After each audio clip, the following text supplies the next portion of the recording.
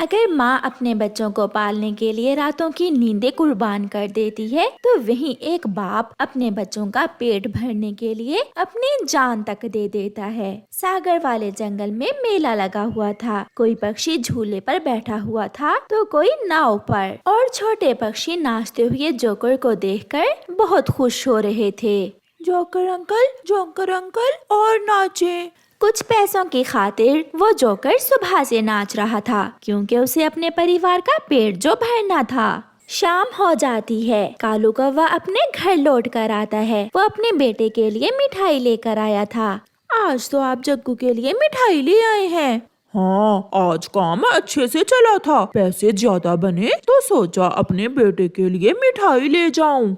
पापा सुना है पास वाले जंगल में मेला लगा हुआ है और वहाँ एक जोकर ऐसे नाचता है जिसे देखकर सब हंसते हैं। हाँ बेटा, उस जोकर को अपने बच्चों का पेट जो पालना है। जो काम आप अब कर रहे हैं वही करते रहें। इस काम में अच्छा मुनाफा हो रहा है। ठीक है, मुझे सोने दो, मेरी टांगों में बहुत दर्द है। फिर कालू कौवा सो जाता है। फिर दूसरे दिन जग्गू कौवा नदी पर बैठा हुआ था कि वहाँ चिड़िया का बेटा कुकू और कबूतर का बेटा किकी आ जाते हैं। यार जग्गू, चलो आज मेला देखने जाते हैं। हाँ, मैं वहाँ जोकर भी देखूंगा। सुना है वो बहुत नाचता है। कल मैंने उस जोकर के पत्थर भी मारा था, वो फिर भी नाचता रहा। फिर वो सभी दोस्त मेला देखने चले जाते हैं। वो पहले बड़े झूले पर बैठते हैं और फिर नाव पर। वो बहुत मजा करते हैं। फिर वो सब जोकर को नाचता हुआ देखने जाते हैं। सच, ये जोकर तो बहुत फनी है। कैसे नाच रहा है। इसकी टोपी देखकर मेरी तो हंसी ही नहीं रुक रही। वो जोकर नाच रहा था और बच्चों को खुश कर रहा था, जब पीछे से जाकर कोई शरारती बच्चा पक्षी उस जोकर की टोपी और मास्क उतार देता है। ये तो कालू अंकल है। जग्गू, तुम्हारे पापा जोकर हैं। जग्गू, तुम्हारे पापा जोकर हैं। जग्गू के पापा जोकर। ये सब देखकर जग्गू बहुत शर्मिंदा होता है। तो पापा, आप ये काम करते हैं? हाँ बेटा, आपके पापा मेले में जोकर बनकर आपके लिए कमाते हैं, इसमें बुराई ही क्या है। मगर जग्गू अपने पापा की कोई बात सुने बिना वहाँ से चला जाता है। सुनो मेरे बेटे, सुनो। जग्गू चला गया था। शाम को कालू कौवा जब अपने घर जाता है तो उसकी पत्नी और जग्गू उसे घूर घूर कर देख रहे थे। ऐसी कमाई से तो हम भूखे ही अच्छे। सारे जंगल में नाक कटवा दी मेरी और मेरे जग्गू की। मेरे जग्गू के दोस्त हंस रहे हैं जग्गू की तरफ देख देख कर। अगर मुझे पहले मालूम होता तो मैं कभी अपने दोस्तों के साथ मेला देखने न जाता। हाँ, मैं जोकर हूँ, मुझे इसमें कोई शर्म नहीं है। मैं अपने परिवार के लिए कमाता हूँ, इसमें बुराई ही क्या है। चल जग्गू, मेरे साथ। मगर कहाँ? अब हम तुम्हारे साथ नहीं रहेंगे। मैं पक्षियों के ताने नहीं सुन सकती। सबको मालूम हो गया है कि तुम मेले में जोकर बनकर पैसे कमाते हो। कालू बहुत रोकता है, मगर गौरी कवि अपने बेटे को साथ लेकर वहाँ से चली जाती है। दूसरे दिन तोता कालू को लेने आता है। चल दोस्त, आज काम पर नहीं जाओगे क्या? सबको मालूम हो गया कि मैं मेले में जोकर बनकर पैसे कमाता हूँ। मेरी पत्नी और मेरा बेटा मुझे छोड़कर चले गए हैं। मैं उन्हें रोक न सका। ऐसा कहते हुए कालू कौवा मिट्ठू के गले लगकर रोने लग जाता है। वो क्या जाने कि एक पिता को अपने परिवार का पेट पालने के लिए क्या क्या करना पड़ता है। जाओ दोस्त, मैं नहीं जाऊंगा, मेरी तबीयत ठीक नहीं है। गौरी अपने बेटे को साथ लेकर अपनी माँ के घर चली जाती है। वहाँ जाकर उसे मालूम होता है कि उसकी माँ तो 2 दिन पहले ही मर गई थी। वो थोड़ा रोती है और फिर अपने बेटे के साथ उसी घर में रहने का फैसला करती है। समय गुजरता गया। फिर कुछ दिनों बाद कालू कौवा बीमारी के कारण मर जाता है। वो तुम दोनों की वजह से मरा है। वो बहुत परेशान था। जब से तुम उसे छोड़कर आए वो ना खाता था ना पीता था। गोरी और जग्गू को मिट्ठू कालू के मरने का बताकर वहाँ से चला जाता है। गोरी थोड़ी देर अपने पति की याद में रोती है। थोड़े ही दिनों बाद गोरी के पास जो था वो खत्म हो जाता है और वो अपने बेटे से कहती है, जग्गू बेटा, घर में खाने को कुछ भी नहीं है, अब तुम जाओ और कोई काम धंधा करो। माँ, अभी मुझसे ये काम वाम नहीं होते, जब समय आएगा मैं कर लूँगा। फिर गोरी अपने बेटे का पेट भरने के लिए चील के घर में काम करती है। वो चील के बर्तन धोती है, वो चील के घर में सफाई करती है, वो चील के वॉशरूम साफ करती है। कालू, तुम सच्चे ही थे, मैंने तुमको छोड़कर बहुत बुरा किया। संतान को पालने के लिए सब करना पड़ता है, तुम तो एक जोकर बने थे और मैं दूसरों के घरों में काम करती हूँ। कुछ दिन ऐसे गुजर जाते हैं और फिर एक दिन गोरी कव्वी बीमार हो जाती है और वो मर जाती है। अब रह गया था अकेला जग्गू। वो अकेला था इसलिए उसे ज्यादा काम ना करना पड़ता। वो घर से निकलता और जो मिलता वो खा लेता। अगर शाम को देर हो जाती तो वो पेड़ की शाख पर ही बैठकर सो जाता। उसे अभी तक कोई चिंता ना थी। फिर एक दिन उसे एक कव्वी पसंद आ जाती है और जग्गू कौवा उस कव्वी से शादी कर लेता है। ये घर मेरी नानों का था, मैं अपनी मम्मा के साथ इस घर में रहता था। आप काम क्या करते हैं जग्गू जी? अभी तक तो मैं कुछ नहीं करता, मगर मैंने सोचा है अब मैं कोई ना कोई काम शुरू करूँगा। फिर कुछ दिन तो गुजर जाते हैं क्योंकि जग्गू की पत्नी के पास कुछ पैसे थे। जब उसके पास पैसे खत्म होते हैं तो वो अपने पति जग्गू से कहती है, जग्गू जी, हमारे घर में अंडा आने वाला है। ये सुनकर जग्गू बहुत खुश होता है। तो क्या मैं पापा बनने वाला हूँ?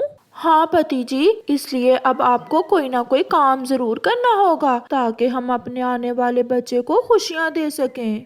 फिर जग्गू काम ढूंढने घर से निकलता है। वो सारा दिन फिरता है। बुलबुल भी उसे अपनी दुकान पर नहीं रखती। वो कबूतर के पास जाता है, वो चिड़िया के पास जाता है, मगर उसे कहीं भी कोई काम नहीं मिलता। 20 दिन गुजर जाते हैं। उसकी पत्नी ने जो अंडा दिया था उसमें से बच्चा भी निकल आता है, जिसे देखकर जग्गू बहुत खुश था। मेरा सोनू मोनू, मेरा काला काला बेटा कितना सुंदर है। ठंड आने वाली है, अब बच्चे के लिए गर्म कपड़े बहुत जरूरी हैं। क्या आपको कोई काम मिला? ये सुनकर जग्गू बहुत परेशान हो जाता है। वो चुप होकर बैठ जाता है। दूसरे दिन वो फिर से काम की खोज में जाता है। उड़ते उड़ते वो अपने पिता कालू के घर के पास से गुजरता है तो उसे गुजरा समय याद आ जाता है। अपने पुराने घर में जाता है। वहाँ कुछ पंख उसके पिता के टूटे हुए पड़े थे। वो सारी बातें उसकी आंखों के सामने आती हैं। पिताजी, आपने जोकर बनकर मुझे बहुत शर्मिंदा किया है। सब मेरा मजाक उड़ा रहे हैं। अपने परिवार को पालने के लिए सब करना पड़ता है। फिर जग्गू की नजर थोड़ी दूर पड़ी जोकर वाली टोपी और मास्क पर जाती है। कुछ देर सोचने के बाद जग्गू वो टोपी और मास्क उठाता है और सागर वाले जंगल में लगे हुए मेले में पहुंच जाता है। आज फिर वहाँ एक जोकर नाच रहा था, जिसे देखकर बच्चे बहुत खुश थे। और वो कालू कौवा नहीं बल्कि वो जग्गू कौवा था, क्योंकि उसे अपने बेटे के लिए भोजन लेकर जाना था। जंगल में कालू कौवे और गोरी कौवी की मिठाई की दुकान थी। उन्हें अच्छा मुनाफा होता था, इसलिए वो काफी अमीर थे। उनका बेटा जग्गू कौवा, जो थोड़ी दूर फुटबॉल से खेल रहा था, बहुत बिगड़ा हुआ था। वो सभी पक्षियों को तंग करता। ऊपर से इतनी जोर से फुटबॉल गिरता है कि बुलबुल का सारा घोंसला टूट जाता है। कमबख्त जालिम ने मेरा घोंसला तोड़ दिया। ये कौवा बहुत बिगड़ा हुआ है। मैं अभी जाकर इसकी माँ को बताती हूँ। आंटी बुलबुल का घोंसला टूट गया। आंटी बुलबुल का घोंसला टूट गया। बुलबुल तेजी से उड़ती हुई जग्गू कौवे की मम्मा गोरी के पास जाती है, जो पहले से ही अपने पति कालू कौवे से लड़ाई कर रही थी। मैंने तुमसे कहा था आग आहिस्ता रखो, सारे समोसे जल गए हैं। आग तुमने तेज की थी, ये सब तुम्हारे कारण हुआ है। सुनो गोरी, तुम्हारे बेटे ने फुटबॉल मारकर मेरा घोंसला तोड़ दिया है। मोटी बुलबुल, मैं पहले ही बहुत गुस्से में हूँ। मेरे समोसे जल गए हैं और तुम आ गई हो मुझे तंग करने।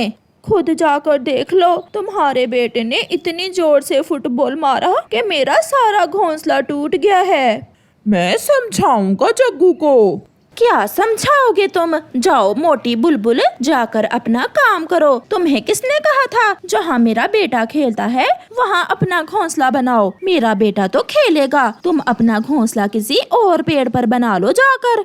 रोती हुई बुलबुल वहाँ से चली जाती है। आ जाती है मुंह उठाकर, अगर दोबारा आई तो इसे इस जलती हुई भट्टी में ही फेंक दूंगी मैं। बुलबुल उड़ती हुई जा रही थी कि पेड़ पर बैठा हुआ जग्गू कौवा हंसता हुआ कहता है, टूट गया, बुलबुल का घोंसला टूट गया। मगर बुलबुल खामोशी से उड़ती हुई गुजर जाती है। कुछ दिन गुजर जाते हैं, मगर जग्गू कौवा पक्षियों के घोंसले के पास ही फुटबॉल से खेलता। वो कभी किसी को तंग करता तो कभी किसी को। हरियाली तोती और मिठू तोता अपने घोंसले में बैठे हुए थे। ये अमरूद आप खाएंगे? नहीं, आप, ये आपका है। पति जी, आप मेरा कितना ख्याल रखते हैं। तोता और तोती ऐसे बैठे हुए थे कि जग्गू का फुटबॉल आकर उनके ऊपर गिरता है। सब टूट जाता है, घोंसले का तो तिनका तिनका बिखर जाता है और अमरूद भी दूर जा गिरता है। हरियाली, तुम ठीक तो हो? चोट तो नहीं लगी तुम्हारे? मैं ठीक हूँ पति जी, आप बच गए हैं ना? मैं अभी इस कौवे के बच्चे को देखता हूँ। मिठू भागकर जग्गू कौवे को पकड़ लेता है। कितने बार तुम्हें यहाँ खेलने से मना किया है? तुमने मेरा घोंसला तोड़ दिया है। ऐसे कहते हुए मिठू जग्गू कौवे के 2-4 लगा देता है। तुमने मुझे मारा मिठू अंकल, तुमने मुझे मारा। मेरी मम्मा छोड़ेगी नहीं आपको। मैं अभी जाकर अपनी मम्मा को बताता हूँ। ऐसे रोता हुआ जग्गू कौवा वहाँ से चला जाता है।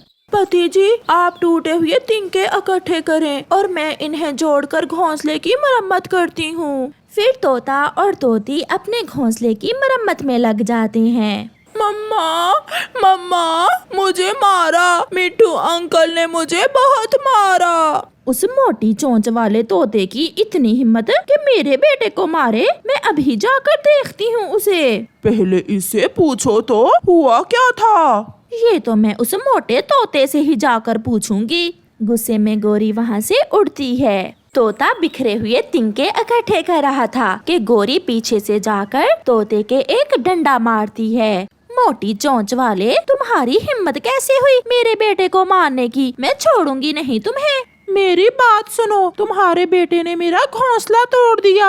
हरियाली भी वहाँ आ जाती है, मगर गोरी कौवी तोते को मारे जा रही थी। शोर सुनकर चिड़िया वहाँ आ जाती है। बचाओ चिड़िया, मेरे पति को इस मनहूस कौवे से बचाओ। गोरी, शर्म करो, छोड़ दो मिट्ठू को, छोड़ दो। फिर गोरी कौवी मिट्ठू को छोड़ देती है। चिड़िया, इसके बेटे ने हमारा घोंसला तोड़ दिया और ऊपर से ये मुझे मार रही है। और तुम अपना घोंसला किसी और पेड़ पर बना लो, मेरा बेटा तो ऐसे ही खेलेगा। हम जा रहे हैं, हम यहाँ से जा रहे हैं, मगर कौवी और कौवे, देखना तुम्हें इसकी सजा जरूर मिलेगी। रोते हुए तोता और तोती वहाँ से चले जाते हैं। गोरी, आपने बहुत बुरा किया जो मिट्ठू और हरियाली को इस जंगल से ही निकाल दिया। जाते हैं तो जाएं, कोई दूसरा तोता आ जाएगा इस जंगल में। गोरी भी वहाँ से चली जाती है। रात को कौवी अपने बेटे के साथ घोंसले में लेटी हुई थी। कालू कौवा दूसरे घोंसले में सो रहा था। मम्मा, जब मेरी फुटबॉल लगी तो तोते अंकल का घोंसला दूर जाकर गिरा और मिठू अंकल का अमरूद भी दूर जाकर गिरा। बस कर जाओ जग्गू, अब हंस हंस कर मेरे पेट में दर्द शुरू हो गया है। मम्मा, कल मैं कबूतर अंकल का घर भी तोड़ दूंगा। हाँ, याद आया जग्गू, उस गंदी आंखों वाले का घर तो जरूर तोड़ना तुम। मुझे बहुत मजा आता है उसे तंग करने में। फिर दूसरे दिन कौवा और कौवी गरम गरम घी में समोसे बना रहे थे। कबूतर अपने घोंसले में बैठा हुआ था। जग्गू कौवा जोरों से एक फुटबॉल को लगाता है। अब तो टूटेगा, कबूतर अंकल का घोंसला जरूर टूटेगा। मगर जग्गू का फुटबॉल सीधा जाकर कौवे की गरम गरम घी की कढ़ाई में गिरता है और गरम गरम घी कौवे और कौवी के ऊपर गिर जाता है। मैं जल गई कालू, मेरे पंख जल गए हैं। मेरी आंखों में गरम गरम घी गिर गया है, मुझे कुछ नजर नहीं आ रहा। गौरी तुम कहाँ हो? वो दोनों बहुत बुरी तरह जल जाते हैं। वो रोए जा रहे थे। तब पक्षी वहाँ आ जाते हैं। गोरी, ये सब तुम्हारे कारण हुआ है। अगर पहले जग्गू को यहाँ खेलने से मना किया होता तो ये सब ना होता। मगर अब क्या हो सकता था? जग्गू बैठा रोए जा रहा था। हमें बचा लो चिड़िया, हमें बचा लो। प्यारे दोस्तों, इस कहानी से हमें सीख मिलती है कि हमें हमेशा अपने बच्चों को बुरे कामों से रोकना चाहिए, वरना हम खुद ही किसी मुसीबत में पड़ सकते हैं। आपका धन्यवाद।